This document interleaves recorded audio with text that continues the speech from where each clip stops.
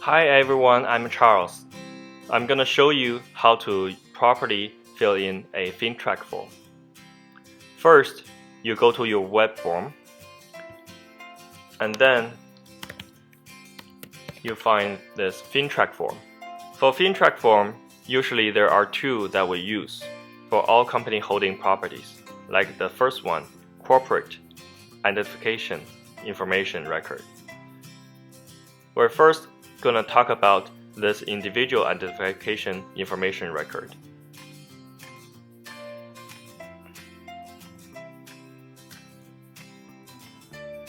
First, on the top, you will have to fill in the address for the transaction. Let's say 123 ABC Street, Vancouver, BC.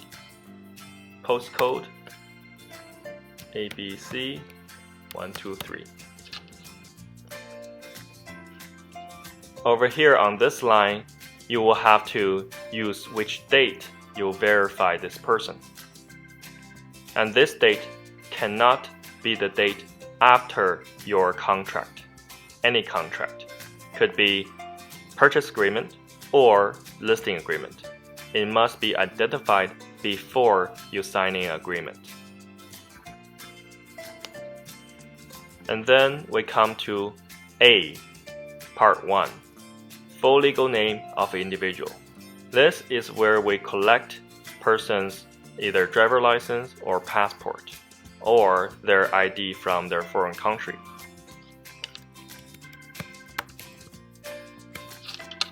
Their address, and their birthday. Occupation has to be specific. The occupation cannot be manager. Manager is wrong. You have to fill in manager of which industry.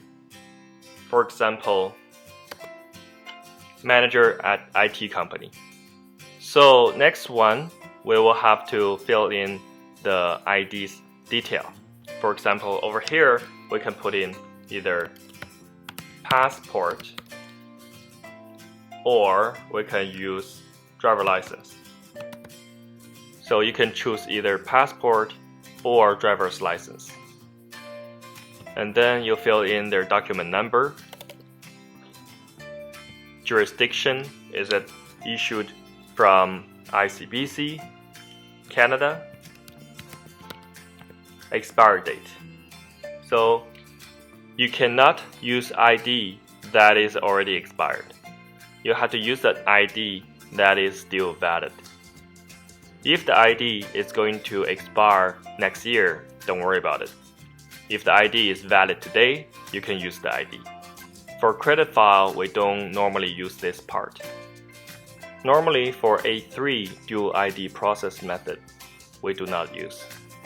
A4 is for unrepresented individual reasonable measure record.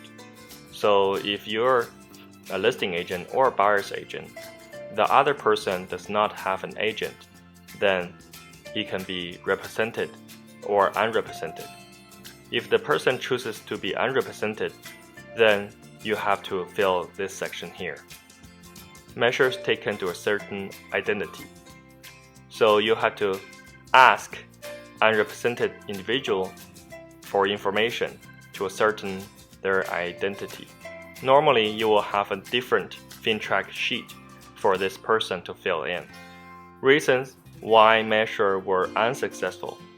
If this person refuses to provide an ID, then you can write in this section the person refuses to provide an ID.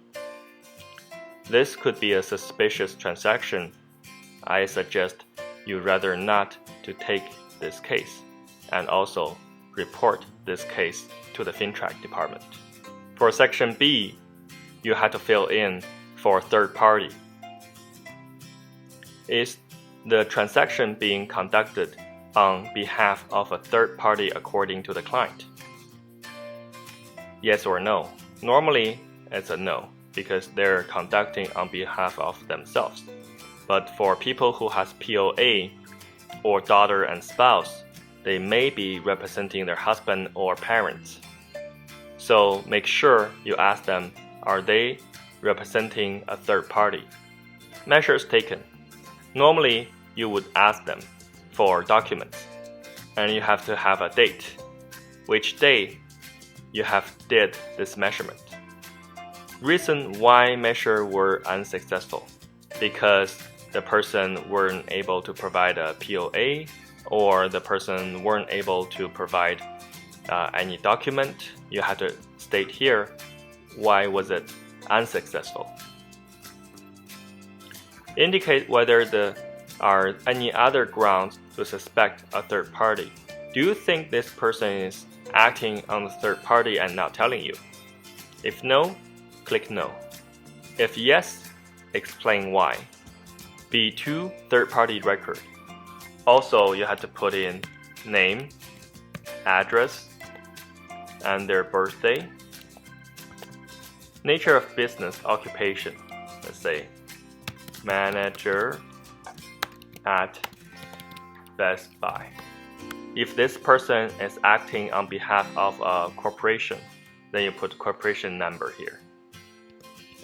What's the relationship between this client and the third party?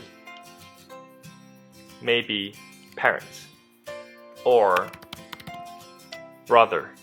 Then we'll come to page 3 of Fintrac form. Client risks. So if the person is a Canadian or resident and physically presented, then you check here.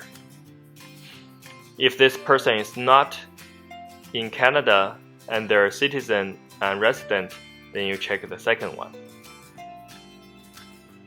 If the Canadian citizen or resident, high crime area, no other high risk factors evident. So if they're coming from a different country which are in high crime area, then you check the third one. Foreign citizen or resident that does not operate in high risk country, physically presented or not. If they're foreigner, you have to check the fourth one. If there's anything else, you have to explain. You put in other. If you think this person is a medium risk, explain why. And if you think the person is coming from a high risk country, then you explain on the high risk. For client risk, if you're dealing with someone you never seen before, and it could be a high risk. If you're dealing with people offering service through non-face-to-face means such as email, fax, or online, this is greater risk of third party being used to conceal the true owner or buyer, especially if the transaction is conducted through a non-face-to-face means or no apparent reason. Or second one is a high turnover of agent or broker who deal directly with the client. That means each time this person changes his agent to make a new transaction.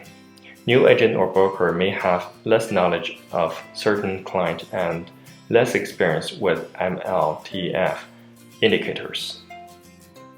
So if you're dealing with people non-face-to-face and you dealt with this person before, you had Fintrac of this person before, then it'll consider low risk. The client are known to the brokerage or firm, have been identified in person previously, and there's no third party involved. There's no third party involvement suspected. For Part D, you have to select which kind of property are they purchasing or selling. For D1, if it's residential, you check on residential. If it's commercial, then you check commercial property. If it's only land, you check on land or commercial use. Residential property for income purpose means they don't live there, it's just for rental. For commercial business, you can use other and write here commercial business. Measures taken to monitor business relationship and keep client information up to date. Ask the client if their name, address, or principal business or occupation has changed, and if has include the updated information on page 1. So you have to ask them, is the ID is most up to date? Is their address already updated? Is their job and occupation being updated? So you have to make sure the information you put on Fintrac are updated information. So you have to keep all the document information in the office. Otherwise, you have to specific here how you will be keeping the files. If the client is high risk, you must conduct enhanced measure to monitor the brokerage's business relationship and keep their client information up to date. Optional. Consult your compliance officer and document what enhanced measure you have applied.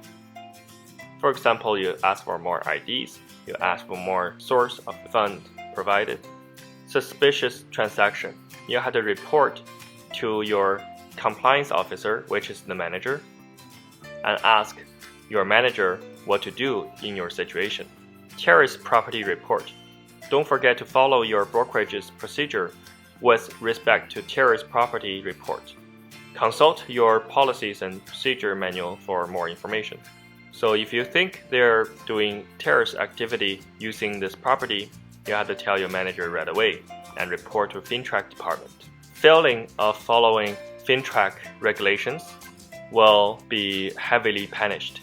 So be careful while you're doing Fintrac. Make sure you fill in properly. Otherwise, you'll be facing a fine and also losing license. 大家好，我是温哥华地产经纪周华。喜欢我的视频，不要忘了分享和订阅，谢谢。